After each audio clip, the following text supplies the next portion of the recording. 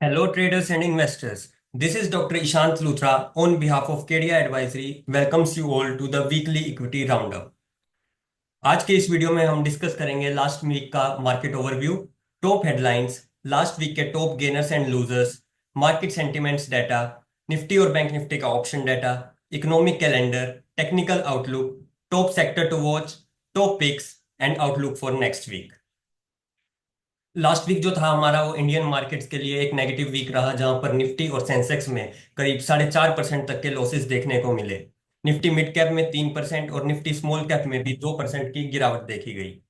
Sectoral performance की अगर हम बात करें तो निफ्टी मेटल, जो कि चाइना रिलेटेड फैक्टर्स की वजह से आधे परसेंट तेजी के साथ बंद हुआ, उसको अगर यदि हम छोड़ दें तो बाकी सभी सेक्टर्स इन रेड ट्रेड करते हुए दिखाई दिए। जहां पर निफ्टी रियल्टी सबसे ज्यादा लगभग 7.5% तक की गिरावट के साथ बंद हुआ।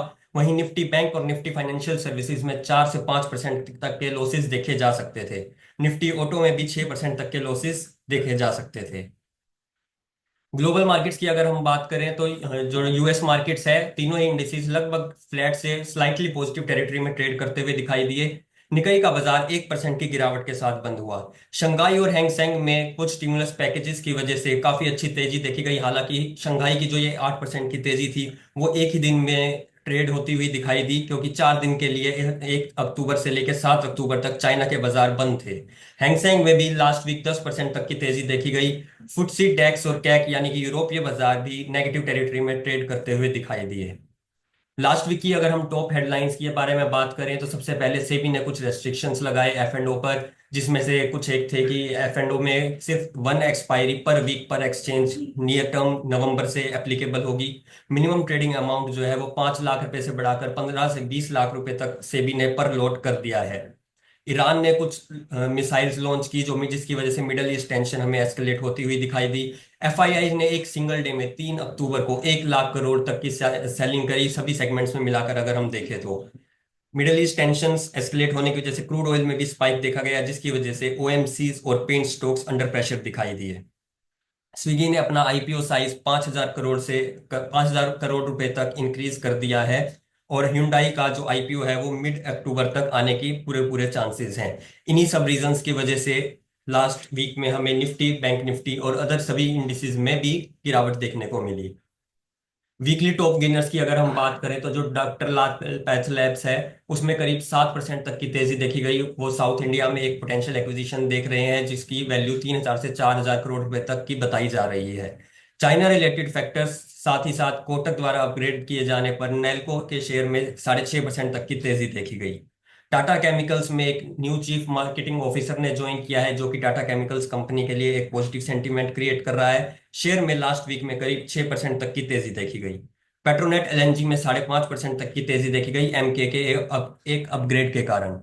जेएसडब्ल्यू स्टील आयरन और के प्राइसेस में इंक्रीज होने की वजह से 3% की तेजी, और कोफोर्ज में मोर्गन स्टैनली की ओवरवेट रेटिंग की वजह से भी 3% तक की तेजी कोफोर्ज के शेयर में देखी गई।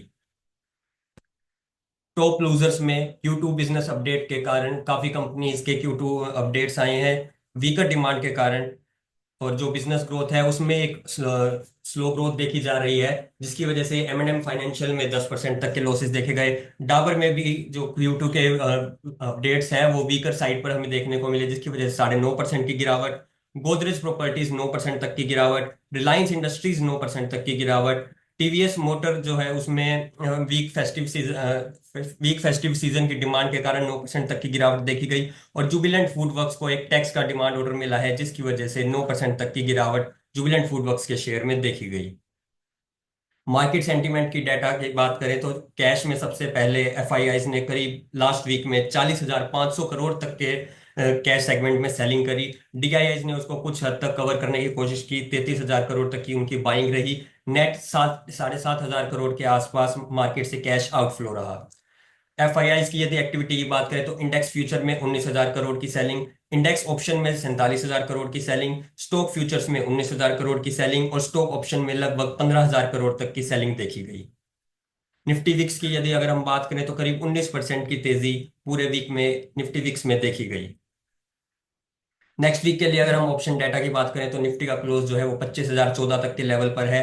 हाईएस्ट पुट ओपन इंटरेस्ट 23,500 के लेवल पर देखा जा सकता है।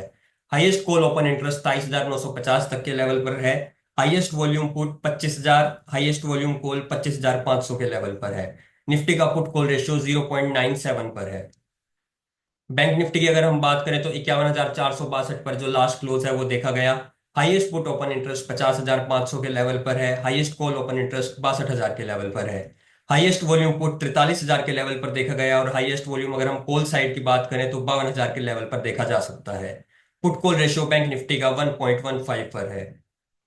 इकोनॉमिक कैलेंडर की बात करें तो नेक्स्ट वीक से हमारे कुछ Q2 के इंपॉर्टेंट रिजल्ट्स आने स्टार्ट हो जाएंगे। 8 अक्टूबर को सबसे पहले डेल्टा कोप और जीएम ब्रूवरीज के साथ रिजल्ट सीजन की शुरुआत होगी। 10 अक्टूबर को टीसीएस, एचएफसीएल, केशोराम इंडस्ट्रीज और 11 अक्टूबर को डेन नेटवर्क्स के रिजल्ट्स आएंगे। इकोनॉमिक डेटा की अगर हम बात करें तो सबसे पहले 9 अक्टूबर को इंडिया में आरबीआई की एक मॉनेटरी पॉलिसी अनाउंसमेंट है जिसमें की इंटरेस्ट रेट के डिसीजंस को लेकर इंपॉर्टेंट डिसीजन लिए जा सकते हैं। 9 अक्टूबर को यूएस में क्रूड ऑयल इन्वेंट्री का डाटा आएगा।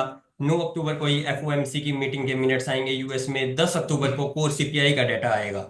10 अक्टूबर को ही इनिशियल जॉबलेस क्लेम्स का भी डाटा आएगा यूएस में और 11 अक्टूबर को फॉरेन रिजर्व्स का इंडिया का डाटा आएगा।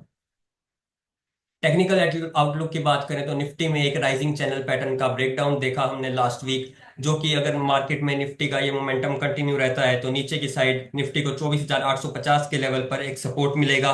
वो भी अगर लेवल टूट जाता है तो 24,500 और 24,400 तक के लेवल निफ्टी में देखने को मिल सकते हैं। कोई भी बाउंस बैक यहाँ पर निफ्टी में 25,100, 25,350 और 25,500 तक के लेवल पर निफ्टी को ले जा सकता है। बैंक निफ्टी की अगर हम बात करें तो एक नियर टर्म सपोर्ट पर पहुंचने वाला है बैंक निफ्टी। 51,300 का ये लेवल मिलेगा बैंक निफ्टी का सपोर्ट। 51,150 और 50,850 इंपोर्टेंट सपोर्ट का काम करेंगे बैंक निफ्टी के लिए। रेजिस्टेंस की बात करें तो 51,900, 52,150 और 52,600 पर बैंक निफ्टी को रेजिस्टेंस देखने को मिलेगा। टॉप सेक्टर्स की यदि बात करें नेक्स्ट वीक के लिए तो सबसे पहले टीसीएस के रिजल्ट से पहले आईटी सेक्टर हमारे फोकस में रह सकता है। टॉपिक्स फॉर नेक्स्ट वीक की अगर हम बात करें तो हिंदुस्तान यूनिलीवर में एक राइजिंग वेज चैनल का ब्रेकडाउन हमें देखने को मिला। इसमें एक सेल ट्रेड इनिशिएट की जा सकती है 2840 के लेवल पर। टारगेट हमारा रहेगा 2700 का और स्टॉप लॉस रहेगा 2900 के लेवल का। श्री सीमेंट में भी एक बियरिश हार्मोनिक पैटर्न हमें देखने को मिला जहां पर एक सेल ट्रेड हम श्री सीमेंट में इनिशिएट कर सकते हैं 26,109 के लेवल पर। टारगेट हमारा रहेगा 25,500 का और स्टॉप लॉस रहेगा 26,400 के नीचे। टाटा कम्युनिकेशन की अगर हम बात करें तो 2090 के लेवल पर एक ट्रेड इनिशिएट की जा सकती है 2,000 रुपए के टारगेट के लिए और स्टॉप लॉस हमारा रहेगा 2,150 रुपए का। आउटलुक फॉर नेक्स्ट वीक की अगर हम बात करें तो निफ्टी में लास्ट वीक हमें एक वीकनेस देखने को मिली। एफ एंड ओ के में कुछ सेबी के कर्व्स के कारण, एस्केलेटिंग मिडल ईस्ट टेंशन के कारण, साथ ही साथ ह्यूज एफआईआई सेलिंग के कारण निफ्टी ने एक राइजिंग चैनल पैटर्न का जो है ब्रेकडाउन दिया। निफ्टी में जो की रेजिस्टेंस रहेगा वो 25,350 के लेवल का रहेगा और की सपोर्ट 24,850 के लेवल पर निफ्टी में देखने को मिलेगा। बैंक निफ्टी भी इसी तरह से निफ्टी की ही तरह वीकनेस देखने को मिली। बैंक निफ्टी में भी बैंक निफ्टी का मेजर सपोर्ट 51,000 के लेवल पर मिलेगा और बैंक निफ्टी जो रेजिस्टेंस है वो 51,900 से 52,000 के लेवल पर फेस करेगा। निफ्टी आईटी टीसीएस के रिजल्ट सीजन से पहले फोकस में रह सकता है नेक्स्ट नेक्स्ट वीक के लिए। Thank you.